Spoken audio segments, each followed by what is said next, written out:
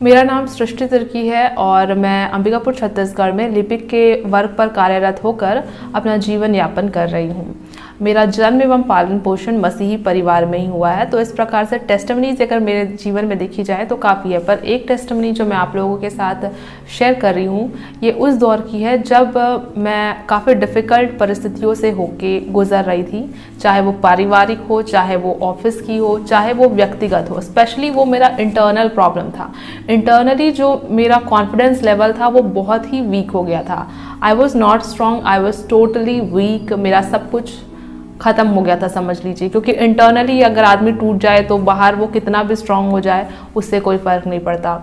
तो उसी दौरान मैं गई हुई थी एक रिट्रीट पे, विच वॉज बाई HWC। तो उस रिट्रीट का जो आखिरी दिन था, तो वहाँ जो पास्टर साहब थे, आखिरी में प्रेज एंड वर्शिप चल रहा था, उसके बाद सब पूरा ख़त्म ही हो जाता। तो पास्टर साहब ने मेरे कान पे आके बोला कि प्रभु आपको यहाँ स्ट्रांग बनाने के लिए लेके आया है।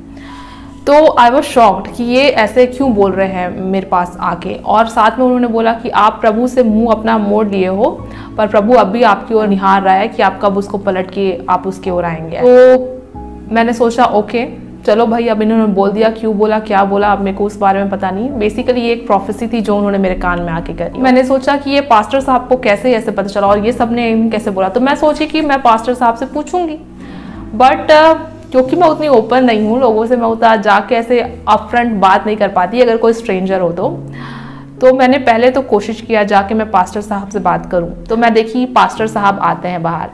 तो पास्टर साहब जब आके बाहर एक जगह खड़े हुए तो मेरे को लगा कि मैं जाके इनसे पूछती हूँ, लेकिन ऐसा हुआ कि उस टाइम पास्टर साहब मेरे पास खुद ही आए हाल चाल पूछने के लिए कि और क्या हाल सृष्टि, ऐसा टाइप्स।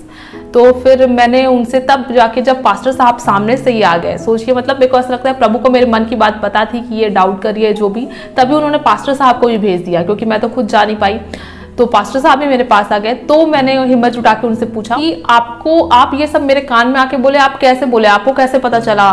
और मैंने एक बच्ची थी उससे ये अपना कुछ शेयर किया था, अपना कुछ प्रॉब्लम्स। तो मेरे को लगा कि मे भी वो जाके उनको बता दी होगी, इसलिए वो ये सब मेरे कान में आके बोल रहे हैं। तो मैं उनसे ये भी पूछा कि क्या वो लड़की आपको आके ये सब बता दी इसलिए आप मेरे कान में आके ये सब बोल रहे हो।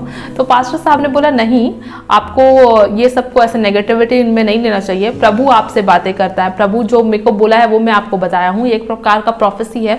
तो इसको आप नेगेटिवली मत लो, क्योंकि अगर नेगेटिवली लोगे तो ये इफेक्ट करेगा, बल्कि आप इसको अपने जीवन में कार्य करने दो, ऐसा उन्होंने कहा। एंड फिर मैंने उनके उस कहे पर विश्वास किया। और रियली मैं बताऊं तो मेरे को ऐसा लगा कि जब पास्टर साहब जिन बातों को मेरे साथ शेयर कर रहे थे, तो मेरे को ऐसा लगा कि प्रभु मेरी मन की बातों को जो मैंने किसी को बताई भी नहीं थी, वो सब टॉपिक्स के बारे में पास्टर साहब बात कर रहे थे। So it was like God was talking to me. So I was sure कि God is talking to me. God has brought me here to make me strong, and I believed on that. And सच में उसके बाद से मेरे जीवन में transformation हुआ। मैं सीरियसली, मेरा जो कॉन्फिडेंस लेवल था वो इम्प्रूव हो पाया, चाहे मेरे फैमिली लाइफ में हो, चाहे मेरे ऑफिशियल लाइफ में हो, चाहे मेरा पर्सनल लाइफ हो। एक्चुअली व्यक्तिगत जो इंटरनल होता है, इंटरनली मैं स्ट्रांग बन पाई। एंड रियली आज मैं अपने आप को काफ़ी स्ट्रांग पाती हूँ पहले से। तो इसके लिए प्रभु का धन्यवाद हो। ये अगर आप भी अपने लाइफ में ऐसे फेज पे है जहाँ आप बहुत वीक फील कर रहे हैं, तो you can ask God to help you out because he is a alive God. He listens to your prayers and he answers our prayers. So thank you.